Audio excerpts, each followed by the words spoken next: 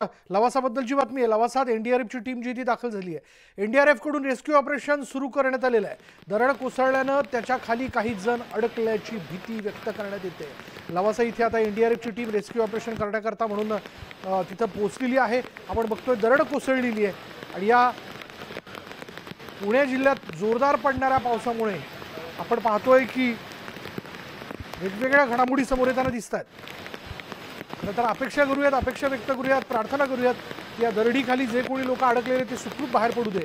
लवासा इथे दरड कोसळून 2 विला बंगलो खाली ती दरड जी आहे त्या बंगल्यांवरती कोसळलेली आहे आणि 2 ते 3 जण यामध्ये गाडले गेल्याची शक्यता स्थानिक नागरिक व्यक्त करतायत।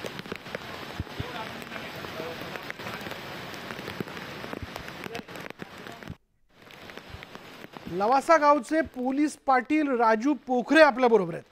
राजू पोखरे जी, आता जी दरड कोसळलेली आहे ती बंगल्यावर कोसळल्याचं कळतंय, नेमकी काय परिस्थिती जरा सविस्तर सांगा।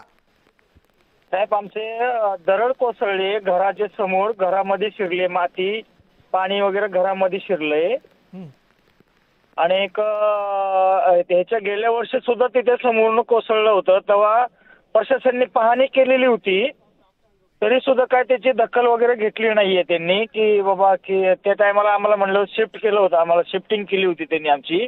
बरं, पण पाऊस संपल्याच्या नंतर ते म्हणले होते बघूया तुमचं ते काम वगैरे आपण करूया, वाल वगैरे बांधूया, त्याचं काहीच परत मग त्यांनी त्याची दखल अंदाज घेतलंच नाहीये। राजू भाऊ एक सांगा, आता तुम्ही जसं म्हणालात की घराच्या समोर ही दरड कोसळली, म्हणजे घरावर कोसळलेली नाही, बरोबर? नाही, घरावर कोसळली म्हणजे घरातच माती वगैरे सगळं घरातच शिरलंय। अच्छा, ते सगळं घरावरती गेलं, म्हणजे घरामध्ये दरवाजे उघडेच घरावरती नव्हते। गेली।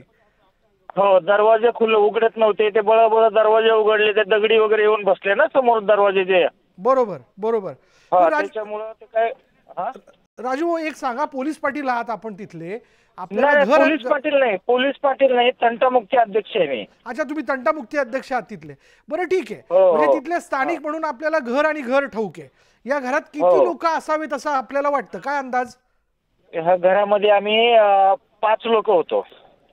5 लोक होतात आपण, बरोबर। आता किती लोक तिथे अडकले असावेत? आता घरामध्ये तर अडकलेली तर नाहीये सध्या, कारण की आम्ही निघालोय सगळे बाहेर, ते घर वगैरे सोडून आम्ही बाहेर निघालोय। अच्छा, म्हणजे जीवितहानी कुठली नाहीये सुदैवाने?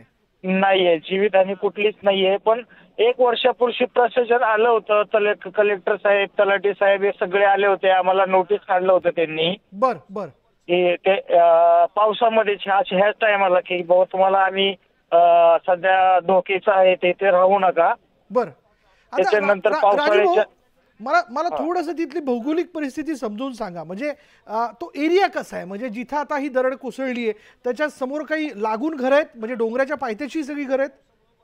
हो, डोंगराच्या पायथ्याशीच घर आहेत। बर, आणि काय वरून डोंगर आहे। काय नाव या गावाचं, नाव काय? रामनगर दाचवे। अच्छा, रामनगर असं त्या ठिकाणाचं नाव आहे। धन्यवाद आमच्याशी बोलल्याबद्दल। तिथले स्थानिक होते आपल्याबरोबर राजू कोकरे, ज्यांनी आपल्याला सांगितलं की दरड जी कोसळली ती थेट त्या घरावरती आली, म्हणजे घराच्या समोर आली। सुदैवाने यात कुठल्याही प्रकारची जीवितहानी झालेली नाहीये आणि सगळी लोक जी त्या घरातली ती आता बाहेर पडलेली आहेत।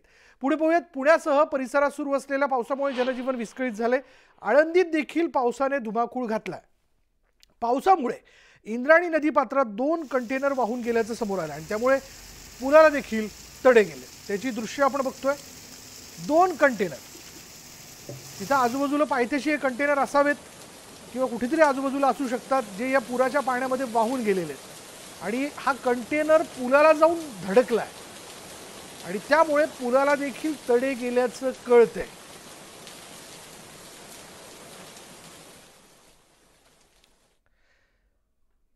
तर पुण्यातील सिंहगड रोड, निंबजनगर यासह शहरातील विविध परिसरात मोठ्या प्रमाणात पाणी साचल्यानं अनेक जण अडकले। दरम्यान अग्निशमन दलाच्या जवानांकडून युद्ध पातळीवर रेस्क्यू ऑपरेशन सुरू करण्यात आले।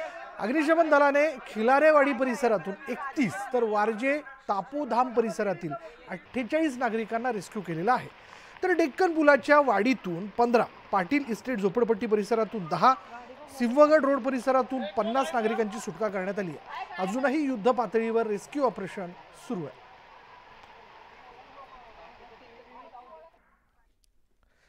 तर पिंपरी चिंचवडमधील जुनी सांगवी भागात मुसळधार पाऊस झालेला आहे, त्यामुळे अनेकांच्या घरात पावसाचं पाणी शिरलंय। या ठिकाणी आता एनडीआरएफच्या मदतीने बोटीच्या साह्याने बचाव कार्य जे ते सुरू करण्यात आले। पिंपरीत मुसळधार पावसाने हजेरी लावलेली आहे आणि जुनी सांगवी भागात हे पाणी साचल्याचं आपण बघतोय। म्हणजे एकूणच जवळपास जर आपण पाहिलं तर पुणे जिल्ह्यामध्ये या जोरदार पडणाऱ्या पावसामुळे जनजीवन विस्कळीत झालंय। त्यात बातमी मुंबईत नाही, मुंबईतल्या मिठी नदीतही मिठी नदीच्या बाबतीत जर बोलायचं झालं तर ती धोक्याच्या पातळीवर जाऊन पोहोचली आहे। नदीची पातळी सध्या 2.6 मीटर इतकी आहे, त्यामुळे कुर्लाजवळील क्रांतीनगर वसाहतींना सतर्कतेचा इशारा देण्यात आलेला आहे। पालिका कर्मचाऱ्यांनी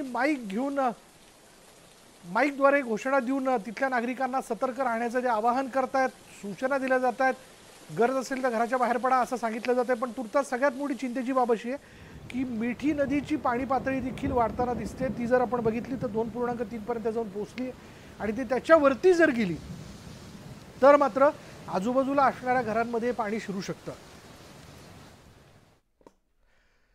मुसळधार पावसामुळे मुंबईला पाणी पुरवठा करणारे विहार आणि मोडकसागर तलाव ओसंडून वाहू लागलेत। यंदाच्या पावसाळ्यात आतापर्यंत शहराला पाणी पुरवठा करणारे 4 तलाव पूर्ण भरून ओसंडून वाहू लागले। या सर्व तलावांमध्ये एकूण क्षमतेच्या 66.77% जलसाठा जमा झाला आहे। मागील काही दिवसांमध्ये पाणलोट क्षेत्रात सातत्याने होत असलेल्या दमदार पावसामुळे जलाशयांची पाणी पातळी झपाट्याने वाढली आहे। मोडकसागर धरणाचे स्वयंचलित 2 दरवाजे उघडण्यात आले असून यामधून 4978 क्युसेक्सना विसर्ग सुरू आहे। वैतरणा नदीत होणाऱ्या विसर्गामुळे नदीकाठी असलेल्या गावांना सतर्कतेचा इशारा देण्यात आला।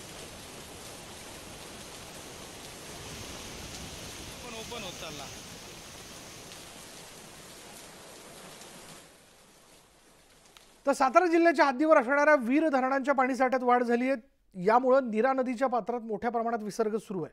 नीरा नदीकाठी राहणाऱ्या नागरिकांना सतर्कतेचा इशारा देण्यात आला आहे।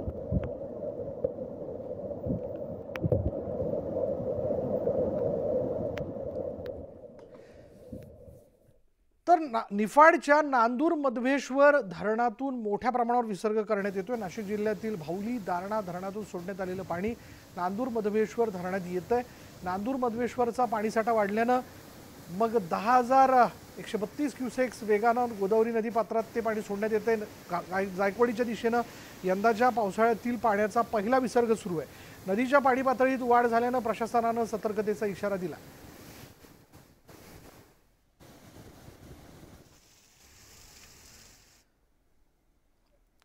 साताऱ्यातील जावळी तालुक्यात पावसामुळे जनजीवन विस्कळीत झालंय। तालुक्यातील कुंभारगडी गावातील जमीन खचू लागल्यानं गावात भीतीचं वातावरण निर्माण झालंय। 3 दिवसांपासून सुरू असलेल्या पावसामुळे कुंभारगडी गावात जानूबाई मंदिराशेजारी कड्याच्या बाजूने जमीन खचू लागल्यानं मंदिराला धोका निर्माण झालाय।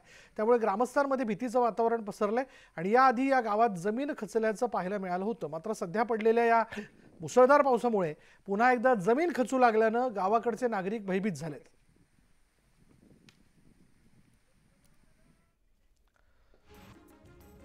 आता वेळ झाली का ब्रेकची। ब्रेक घेऊयात, पहा फक्त न्यूज 18 लोकमत।